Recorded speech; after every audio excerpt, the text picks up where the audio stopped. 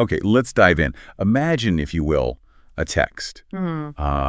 So profound it's seen as almost a roadmap for life, maybe a shortcut to wisdom, and just this incredible source of devotion, all woven together. Today we're doing a deep dive into some excerpts from the Ramcharitmanas. It's this monumental work, really more than just a story. Think of it like a rich tapestry, full of philosophy, human feeling, divine actions. It's all in there. And this deep dive, it isn't just about looking back at old tales. It's about finding those nuggets of knowledge that might give us some surprising insights today into our own lives, belief itself, and maybe the impact of our choices. Yes, and what's really fascinating, I think, is how these verses work on so many levels. The selection you got here, it touches on the story, sure, but also spiritual teaching and some really deep character insights. Our goal really is to navigate these passages, not just to see what happened, but, well, why it matters. How does it connect to us now? Where are those aha moments for today? Right. We're talking about Goswami Tulsidas' Ramcharitmanas. It's a retelling, a famous one, of the Ramayana epic. And it's loved because it blends that deep spirituality with a narrative that's just really accessible, really engaging. So we'll be exploring themes like, well, the nature of the divine, the sheer power of devotion, and the lessons you find embedded in the choices the characters make. Some tough choices sometimes. Now, here's where it gets particularly interesting for me. Our sources show Lord Rama as, well, both the supreme God, right? Yeah. The ultimate. But also, he seems to feel very human things. Sorrow, joy, even anger sometimes. How do the texts actually handle that duality? It feels like a bit of a puzzle. It absolutely does, and getting that is key to the Ramcharitmanas. The concept that helps bridge this is lila. You could translate it as maybe divine sport or divine play. The texts explain that Rama assumed the form of a human being and, suffering calamities himself, brought relief to the pious. So he takes on human limitations, deliberately. It's not because he is limited, but it's his way of interacting, of relating to the world and his devotees. Okay, like he's meeting people on their level. Exactly. A really good example is the story with Sati. She's Lord Shiva's wife, Hara, he's called sometimes. She sees Rama in the forest, looking like, well, an ignorant man, totally distraught, searching for Sita. And she questions it. Like, how can the omniscient supreme being look so lost? Yeah, I can see why she'd wonder that. Right. But it's Shiva, her husband, who's also a huge devotee of Rama, who explains. He says gently, Rama is my beloved deity, and warns her against doubting. Then Sati gets this vision of Rama's true, immense cosmic glory. And what's really insightful there, it kind of challenges our human ideas of perfection. It suggests divinity can embrace vulnerability, even apparent struggle, maybe for a purpose we don't immediately see. It pushes us, to look beyond the surface. That's a really different way of looking at suffering or struggle, that it's a sort of hidden purpose. But digging into these texts, there seems to be something else, another layer of power mentioned. Something maybe even more powerful than Rama himself in his physical form. Yes, the power of the name. This is a really profound distinction the Ramcharitmanas makes. It's central. The sources draw this sharp contrast between what Rama does in his sort of human-like form and the immense power of just uttering or thinking about his name. How so?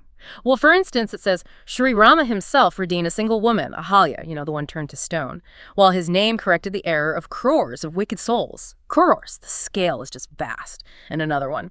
In his own person, Shree Rama broke the bow of Shiva, which was this incredible feat of strength, right? While the very glory of his name dispels the fear of rebirth. Wow, so the name accomplishes it. In a way, yes. It's not really to downplay Rama's actions, but more to elevate devotion, the internal power. The text stresses that devotion to the name is incomparable and the very root of bliss.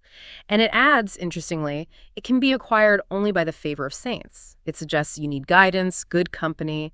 The Ramcharitmanas itself is even described as a lamp of wisdom, and its 7 books are like beautiful flights of steps for the soul. The glory of Rama and Sita is the nectarian water nourishing the spirit. So what does that tell us then? If the name can achieve more than the divine person, what does that imply about belief? About our own intention? Well, it really shifts the focus, doesn't it? From the external thing, the event, to the internal state, to devotion, to intention. It suggests that the power isn't just in the physical act, but in that focused belief, that resonance with the ideal, our own mental focus, what we choose to invoke. Maybe that has transformative effects, sometimes even beyond what simple actions can do. It's about the energy we cultivate internally.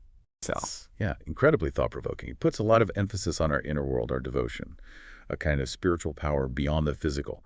Okay, so we've looked at Rama's divine nature, this power of the name.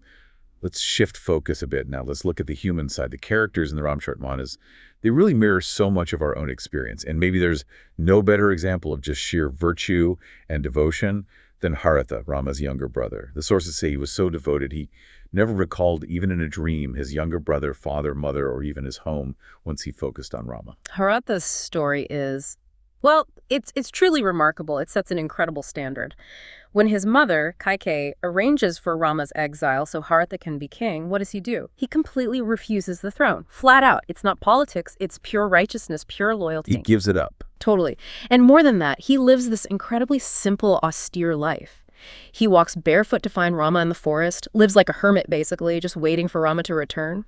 The text just heaps praise on his love and sacrifice. It says, amazingly, Bharata's love at that time was more than Shesha could describe. Shisha being the thousand-headed serpent king, embodying infinite knowledge.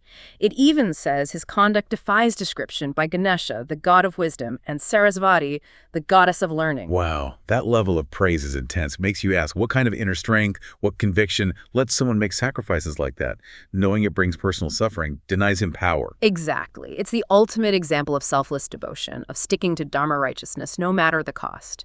Leadership that puts principle way above personal gain. It's an incredible standard. But, the Ramcharitmanas doesn't just show us virtue. It also shows the other side, right? The shadows. What happens when delusion creeps in, when bad advice takes root? We see that with Queen Kaikeyi and her servant, Manthara. Absolutely. The contrast is really stark. Manthara, the humpback, she's portrayed as having deceitful cunning, a malicious mind. She's the spark, really. She manipulates Kaikeyi, who the text calls a woman with an unstable mind, and says she reposed her faith in an enemy mistaking her for a friend. Ouch. That's harsh characterization. It is. And the text uses this really vivid analogy. Discord was the seed and the servant girl, Manthara, the rainy season, while the evil mind of Kaikeyi served as the soil. It perfectly illustrates that bigger theme. Bad association is harmful, while good company is an asset in itself. This is true in the world as well as in the eyes of the Vedas, and is known to all. It's presented as a universal truth. And this idea of harmful influence or maybe misguided attachment, it comes up elsewhere too, doesn't it, with Narada? Yes, the story of Narada is another interesting case. He's this great sage doing intense penance. Indra, the king of the gods, gets worried this is a common theme, that Narada might gain so much power he'd take Indra's throne. So Indra sends Kama, the god of love, to distract Narada. But Rama steps in, part of his lila, his divine play. Rama prevents Narada from getting married, and he says something quite strong.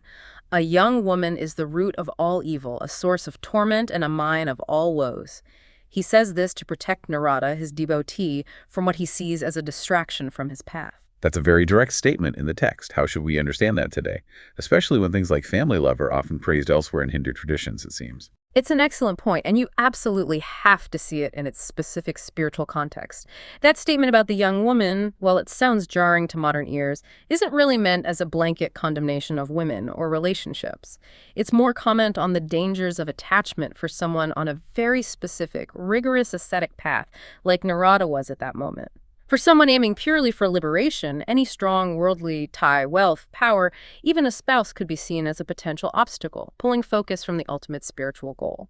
So it's about the distraction from that specific path, not an inherent problem with the relationship itself. Precisely. It's about discerning what serves that particular spiritual pursuit. And it's interesting because the sources also tell us our suffering doesn't always come from outside influences like bad company or temptation. Lakshmana, Rama's other brother, he gives this really profound teaching to Guha, the boatman. He talks about Maya, illusion, and karma, cause and effect. He says, no one is a source of delight or pain to another. Everyone reaps the fruit of one's own actions, brother. He goes on, whatever is seen, heard, or thought of with the mind has its root in ignorance. Nothing exists in reality. Wow.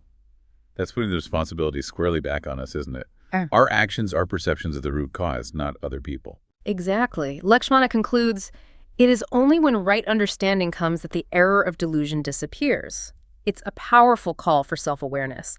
It tells us to look inward, to realize our view of reality is often colored by ignorance, by bias, and our experiences are largely the results of our own choices. So the question becomes, for us today, how do we tell good guidance from bad? How do we recognize the roots of our own suffering? The texts seem to suggest cultivating inner awareness and maybe seeking out that good company. Right. Moving beyond those big moral lessons, the texts also show Rama interacting with all sorts of people, even simple forest dwellers. It really paints a picture of his compassion, his ideal leadership qualities. It really does. He's shown as incredibly accessible. You hear about the Kolas and Bilas, these forest tribes, often on the margins of society. When they hear Rama is coming, they're delighted as though the 9 heavenly treasures of Kubera, the god of wealth, had found their way to their own house. That's how overjoyed they are. And Rama, he doesn't just nod and pass by. He addressed kind words to them and treated them all with honor. It shows this deep empathy, treating everyone with dignity. That really stands out. And his compassion comes through even in his own moments of grief, right? Yeah. Like with Lakshmana. Oh, absolutely. That moment when Lakshmana is wounded by Indrajit's weapon, Rama's reaction is profoundly human. He cries out, truly anguished, "Sons, riches, wives, houses, and kinsfolk in this world repeatedly come and go, but a real brother cannot be had again in this world." It's raw grief. And Lord Shiva explains this isn't a sign of weakness in Rama. He says Rama shows the ways of human being only because he is so compassionate to his devotees. It's divine empathy manifest. So even the divine acknowledges that depth of human loss. Precisely. It makes him incredibly relatable. The insight there, I think, is that real leadership, whether you're ruling a kingdom or just managing your home, involves showing that vulnerability sometimes, that deep empathy, truly valuing the people around you. That's a powerful model. Now, what about someone who maybe defies expectations? Someone from the other side who chooses what's right? I'm thinking of Vibhishana. Vibhishana is a fantastic example of moral clarity cutting across loyalty lines. He's Ravana's younger brother. When Ravana kidnaps Sita, Vibhishana pleads with him, tells him to return her, to do the right thing, but Ravana ignores him, scorns him even. So Vibhishana makes this incredibly tough call. He leaves his brother, leaves his kingdom, and goes to Rama's camp seeking refuge. And Rama accepts him. An enemy's breath. Accepts him completely, with grace. The text says the amiability of his disposition gladdened the heart of the whole monkey host. It's a huge lesson, isn't it, about choosing righteousness, dharma, even over family ties. And it also shows the grace that's available to anyone who sincerely turns towards the good, no matter where they came from. And just briefly, beyond his actions, the texts also spend time describing Rama's physical appearance, don't they? Almost painting him as this embodiment of beauty. Yes, they do. There are these lovely, detailed descriptions. It's not just about looks. It's meant to convey his inner perfection outwardly. They talk about his swarthy form, comparing it to a blue lotus for softness, a sapphire for gloss, a dark cloud for freshness. Poetic imagery. Other bits mention his lotus-like feet, his captivating smile, charming ears, and most lovely cheeks. He's called a fountain of beauty. It's all meant to inspire devotion, to make his divine presence feel almost tangible. It really seems these stories, these ancient narratives, are packed with timeless guidance. How can they help us today? Inspire us to be more empathetic, maybe choose wisdom more often, find grace in how we lead our own lives, big or small. The lessons feel so relevant. So this deep dive into the Ramcharitmanas, it's taken us through some really deep spiritual ideas, epic stories, and these very human problems faced by gods and mortals alike. We've seen Rama's complex divine nature, Bharata's incredible devotion, the danger of bad advice with Kaikeyi, and Rama's compassionate leadership, even when he's grieving. And if you connect those dots, you see these aren't just old tales. They're like frameworks, really, for understanding ourselves, our duties, maybe our place in the bigger scheme of things. They show that even though times change drastically, the basic challenges, integrity, making good choices, having compassion, seeking wisdom, those are constant. The characters act as these powerful archetypes, offering us lessons for our own paths. So for you, listening right now, in this world just jammed with information, where do you find your lamp of wisdom? And thinking about Kaikeyi and Manthora, what good association, what positive influences will you choose to help guide